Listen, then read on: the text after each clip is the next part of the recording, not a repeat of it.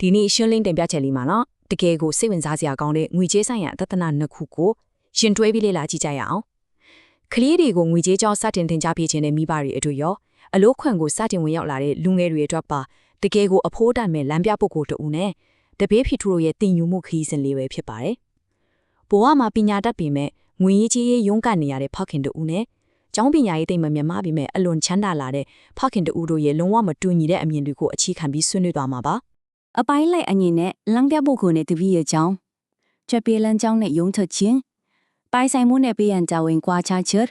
ကိုပိုင်စီဝါရေးကိုဂယူးဆိုင်ချင်းအခွန်သမိုင်းကြောင်းနဲ့နောက်ဆုံးမှာငွေကြီးဆိုင်ရာအရိကတယုံညွန်းနှန်း6ခုကိုအစင်းလိုက်ကြည့်သွားကြပါမယ်ပထမဆုံးအပိုင်း1လမ်းပြပုဂ္ဂိုလ်နဲ့တပည့်ဖြစ်ပါတယ်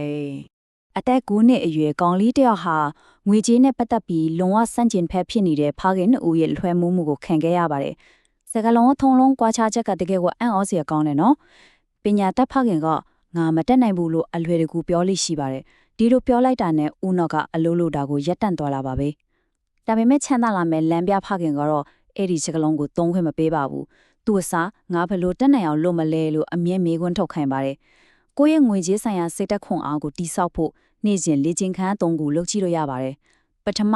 ငါမတက်နိုင်ဘူးလို့တွေးမိတောင်ကိုချက်ချင်းတတိထားလိုက်ပါဒုတိယအဲ့ဒီအတွေးကိုဘယ်လိုတက်နိုင်အောင်လုပ်မလဲဆိုတဲ့မိခွန်းနဲ့အစားထိုးလိုက်ပါတတိယအဲ့ဒီအတွက်တီထွင်ဖန်နီးနိုင်တဲ့ဖြည့်ရှင်းနည်းတစ်ခုကိုနေ့စဉ်စဉ်းစားပါဒါဟာကိုဦးနောက်ကိုနေ့တိုင်းလေ့ကျင့်ခန်းလုပ်ပေးနေတာနဲ့အတူတူပါပဲချမ်းသာအောင်ဘယ်လိုလုပ်ရမလဲဒီမိခွန်းလေးကတော့အသက်9နှစ်အရွယ်ကျောင်းသားလေးကသူ့ဖခင်ကိုမေးခဲ့တဲ့အရေးကြီးဆုံးမိခွန်းတစ်ခုပါပဲ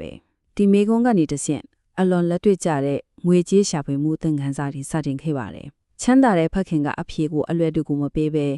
လက်တွေ့ဘဝထဲမှာကိုယ်လိုက်တွေ့ကြုံခံစားပြီးသင်ယူစေဖို့ဆုံးဖြတ်ခဲ့ပါတယ်ခလီးနှစ်ယောက်ငွေရှာဖို့ကြိုးစားခဲ့တဲ့ပထမဆုံးစီးပွားရေးလုပ်ငန်းလေးကတကယ်ကိုရည်စရာကောင်းပါတယ်သုံးပြီးသားခဲသွားတိုက်ဆေးဘူးတွေကိုစုဆောက်မိသွေးဖို့ပေါ်မှာအရေးကျိုးပြီးတော့ပုံစံခွက်တွေထက်လောင်းထည့်ပြီးအကျွေးဆေးတွေကိုယ်တိုင်ပုံသွင်းဖန်တီးခဲ့ကြတာပါဥပဒေအရကြည့်ရင်အတူအပါလုပ်ငန်းဖြစ်နေပေမဲ့ငွေကိုဖန်တီးခြင်းနဲ့သူတို့ရဲ့တီထွင်ကြံစည်မှုကလို့လေးစားစရာပါပဲဒါဟာကလေးတွေကိုငွေရှာခြင်းသဘောတရားစတင်မိတ်ဆက်ပေးဖို့တကယ်ကိုအကောင်းဆုံးလက်တွေ့သင်ခန်းစာချုပ်ကိုဖြစ်ခဲ့ပါတယ်အဖိုင်နဲ့ကျွတ်တီလမ်းကြောင်းကနေရုံထွက်ခြင်းလမ်းပြဖြစ်သူဖင်ခင်ကကလေးနှစ်ယောက်ကိုတနာရီ10ပြားနဲ့အလွန်ပူပြင်းတဲ့ကုံစုံဆိုင်လေးမှာအလုပ်လုပ်ခိုင်းခဲ့ပါတယ်ဒါဟာသူတို့အတွက်ပထမဆုံးအိမ်စားဖြစ်ပြီးငွေအတွက်လှုပ်လှုပ်ရချင်းရဲ့ပင်ပန်းမှုတွေကိုကိုယ်တိုင်ခန်းစားသိရှိစေခဲ့တာပါလူအများစုဟာနေ့စဉ်ကြီးတန်ထရထဲမှာပဲလဲပတ်နေကြပါတယ်အိမ်ရထားတယ်အလုပ်သွားတယ်ဘေဒီရှင်းတယ်ဒါဟာကိုကန်ဆက်ထားတဲ့ယုံကြည်မှုတွေကြောက်ရွံ့မှုတွေကြောင့်ဖြစ်လာတဲ့ရုံထွက်ရခက်တဲ့ကြွဖြစ်လမ်းကြောင်းကြီးပါပဲအထူးသဖြင့်အလုခွင်ကိုစတင်ဝင်ရောက်လာတဲ့လူငယ်တွေဟာလာစာရက်ကိုစောင့်မျှော်ရတဲ့ဒီတန်တရားတွေကနေမထွက်နိုင်ပဲဖြစ်နေတတ်ပါတယ်ဒါကြောင့်အရေးအကြီးဆုံးကချင်နာတို့ရဲ့စိတ်ခံစားချက်တွေကိုထိန်းချုပ်နိုင်ဖို့ပါပဲလမ်းပြပကင်ကမြေးနဲ့မုံလာအုံနီပုံပြင်းနဲ့နှိုင်းရှင်ပြခဲ့ပါတယ်မြေးပိုင်ရှင်ကမြေးရဲ့ရှေ့မှာမုံလာအုံနီကိုချိတ်ဆွဲထားတဲ့အခါမြေးဟာမုံလာအုံနီကိုရမယ်ထင်ပြီးရှေ့ကိုစတိုက်ပြေးနေပါတယ်ဒါပေမဲ့တကယ်တမ်းခရီးရောက်သွားတာကပိုင်ရှင်ပဲထင်နေပါတယ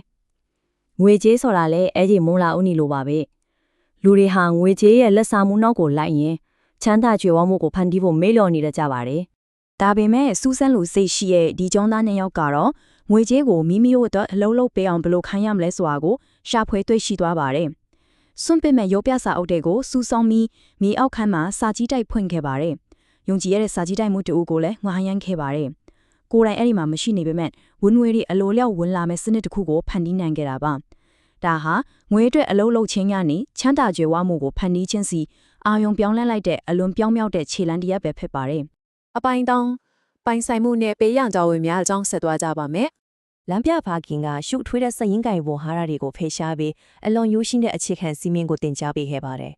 ပိုင်ဆိုင်မှုဆိုတာကိုအိတ်ကတ်ထဲကိုငွေဝင်လာစေတဲ့အရာဖြစ်ပြီးပေးရန်တာဝန်ဆိုတာကတော့ကိုအိတ်ကတ်ထဲကနေငွေထွက်သွားစေတဲ့အရာဖြစ်ပါတယ်ချမ်းသာခြင်းရင်ပိုင်ဆိုင်မှုတွေကိုပဲဝယ်ယူစုဆောင်ရပါမယ်အပတ်စဉ်ကိုတဲ့တုံဆွဲမှုတွေကိုစရင်ပြန်လုပ်ပြီးလစဉ်ပဲအရာတွေကပိုင်ဆိုင်မှုဖြစ်နေလေဘယ်အရာတွေကအကျွေးတွေဖြစ်နေလဲဆိုတာကိုခြေအခန်းစစ်ဆေးမှုကအလွန်အရေးကြီးပါတယ်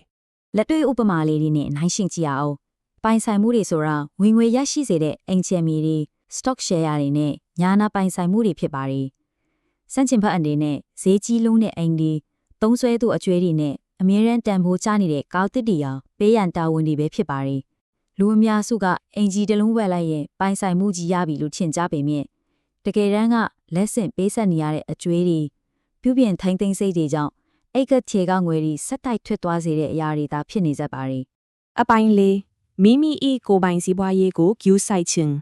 အတမွေဝမ်းကြောင်းအလုံးနဲ့တက်ကဲကိုပိုင်စီးပွားဤချာကကွာခြားချက်ကိုနမကီ McDonald's တီထောင်သူ Ray Kroc ရဲ့ဥပမာကနေတဆင့်ရှင်းလင်းစွာမြင်တွေ့နိုင်ပါတယ်။သူကအတုလုပ်ငန်းဟာဟမ်ဘာဂါရောင်းတဲ့လုပ်ငန်းမဟုတ်ပဲမြေနေရာနဲ့အိမ်ချမ်းမြေလုပ်ငန်းဖြစ်တယ်လို့ခံလို့ထားပါတယ်။အခုပဲစဉ်းစားကြည့်ရအောင်။ကိုယ့်ရဲ့အသက်မွေးဝမ်းကြောင်းအလုပ်ကိုကိုပိုင်စီးပွားရေးလို့ရောထွေးနေပါသလား။လူအများစုဟာစီးပွားရေးလုပ်ငန်းရှင်တွေအစိုးရနဲ့ပန်တွေကိုချမ်းသာအောင်လုပ်ပေးနေတဲ့အလုပ်တွေကိုသာတလုံးလုပ်သွားတတ်ကြပါတယ်။ကိုယ့်ရဲ့ငွေကြေးဆိုင်ရာကန့်သက်ချက်တွေကိုဖယ်ရှားပြီးကိုပိုင်စီးပွားရေးကိုတိစောက်ဖို့အချိန်တန်ပါပြီ ကြောက်ရွံ့မှုကိုအခြေခံတဲ့အကျင့်တွေကနေကြီးထွားတိုးတက်မှုကိုဦးတည်တဲ့ငွေကြေးဖြူဟာစီပြောင်းလဲဖို့အကောင်းဆုံးခြေလှမ်းတွေကလည်းရှင်းလင်းပါတယ်။လက်ရှိနေလေအလုပ်ကိုဆက်လုပ်ရင်းနဲ့မိမိရဲ့ပိုင်ဆိုင်မှုတွေကိုတိစောက်ပါလက်ဆင့်ပေးရန်တာဝန်တွေကိုတတ်နိုင်တဲ့များလျှော့ချပါအစင်မှန်ဝင်ငွေရစေမဲ့စတော့ရှယ်ယာတွေအိမ်ချမ်းမြေတွေကိုဝယ်ယူပါဇင်ခံပစ္စည်းဝယ်ခြင်းနဲ့စီရင်တောင်းကိုယ့်ရဲ့ပိုင်ဆိုင်မှုတွေကနေရလာတဲ့အမျက်ငွေနဲ့မှသာဝယ်ယူတင်ပါတယ် အပိုင်းငါအခွန်တမိုင်းကြောင့် ငွေကြေးလုံခြုံမှုနဲ့ပတ်သက်ပြီးစနစ်ကြီးတစ်ခုလုံးကိုနားလည်အောင်ကူညီပေးမယ်အခွန်သမိုင်းကြောင်းကိုလေ့လာကြည့်ကြရအောင်ဒီသမိုင်းကြောင်းကိုပတ်လိုက်မှုကင်းကင်းနဲ့ပြန်ကြည့်ရင်အခွန်စနစ်ဆိုတာအစားပိုင်းမှာစစ်စီးရဲ့အတွက်ယာယီကောက်ခံခဲ့တာပါနောက်ပိုင်းမှာတော့ချမ်းသာတဲ့သူတွေကိုပဲအပိပေးဖို့ကောက်ခံတာပါဆိုပြီးလူများပြည်သူကိုဆွဲဆောင်စီယုံခဲ့ကြပါတယ်ဒါပေမဲ့တကယ်တမ်းကျတော့အခွန်စနစ်ကိုထောက်ခံမဲ့ပေးခဲ့ကြတဲ့လူလက်တန်းစားနဲ့စင်ရဲသားတွေစီကိုပဲအခွန်ဝင်ထုတ်ဝင်ပို့ပြီးကြားရောက်လာခဲ့ပါတယ် ဒါပေမဲ့ချမ်းသာတဲ့သူတွေကအခွန်စနစ်ရဲ့ဖျားကိုအလွယ်တကူအရှုံးမပေးခဲ့ပါဘူးသူတို့ဟာငွေကြေးဆိုင်ရာအသိပညာကိုအသုံးချပြီး corporation ဆိုတဲ့ဥပဒေကြောင်းအရာအကာအကွယ်ပေးထားတဲ့ဖွဲ့စည်းပုံကိုအသုံးပြုခဲ့ကြပါတယ် corporation ဆိုတာတကယ်အဆောင်အကြီးမဟုတ်ပဲစာရွက်စာတမ်းဖိုင်တွေတစ်ခုသာဖြစ်ပေမဲ့သူတို့ရဲ့ပိုင်ဆိုင်မှုတွေကိုဥပဒေနဲ့အညီကာကွယ်ပေးပြီးအခွန်စနစ်ကိုညံမညာနဲ့ကျော်လွှားနိုင်ခဲ့ကြပါတယ် တာမန်ဝန်ထမ်းတအုပ်နဲ့ corporation တစ်ခုကြားကအခြေခံအခွန်ကွာခြားချက်ကတကယ်ကိုကြီးမားပါတယ်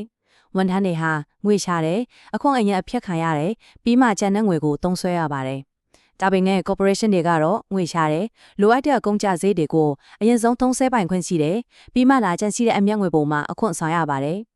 ဒါဟာချမ်းသာသူတွေအသုံးပြုတဲ့အကြီးမားဆုံးသောငွေကြေးဆိုင်ရာအားသာချက်တစ်ခုဖြစ်နေပါတယ် အပိုင်း6အဓိကတင်ညိုးယွန်တန် အခုဆိုရင်ဒီမာထန်ခွဲကြီးတစ်ခုလုံးကိုပြန်လဲခြုံငုံပြီးငွေကြေးဆိုင်ရာအသိပညာအတွက်အလွယ်တကူလက်တွေ့အသုံးချနိုင်မယ့်အချက်လေးတွေကိုတင်ပြပေးပါမယ်စက်တင်လေးလာသူတွေနဲ့ကလေးတွေကိုတင် जा ပေးရမှာဒီအလေးချင်း6ချက်ဟာမရှိမဖြစ်လိုအပ်ပါတယ်1ချမ်းသာသူတွေဟာငွေအတွက်လုံးမလုပ်ပါဘူး2ပိုင်ဆိုင်မှုနဲ့ပေးရန်တာဝန်ကွာခြားချက်ကိုရှင်းရှင်းလင်းလင်းနားလည်ပါ3မိမိရဲ့ကိုယ်ပိုင်စီးပွားရေးကိုဂရုတစိုက်တည်ဆောက်ပါ4အခွန်ဥပဒေနဲ့ corporation ရဲ့အကြောင်းနားလည်အောင်လုပ်ပါ5ချမ်းသာသူတွေဟာငွေကိုဖန်တီးကြပါရဲ့6ငွေအတွက်တသက်အလုံးမလုပ်ပဲအသိပညာသင်ယူနိုင်ဖို့အတွက်အလုပ်လုပ်ပါဒီအလေးအကျင့်တွေဟာနေ့စဉ်ဆုံးဖြတ်ချက်ချရမှာအလုံးအထောက်ကိုထိစေမှာပါ ဒီရှင်းလင်းတင်ပြချက်ကိုအရှုံးတက်ရရင်တော့စဉ်းစားစရာမေးခွန်းလေးတစ်ခုကိုခြံထားခဲ့ကြပါတယ်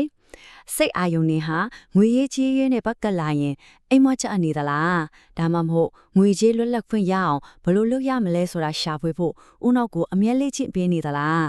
ဒီသင်ခန်းစာတွေကိုလက်တွေ့အသုံးချပြီးပုံမနှဆိုင်တဲ့ငွေရေးဆိုင်ရာပညာရေးကိုဆက်လက်ရှာဖွေခြင်းစိတ်တွေပေါ်ပေါက်လာလိမ့်မယ်လို့ယုံကြည်ပါတယ်တင်ပြချက်ကိုအဆုံးထိကြည့်ရှုပေးတဲ့အတွက်ကျေးဇူးတင်ပါတယ်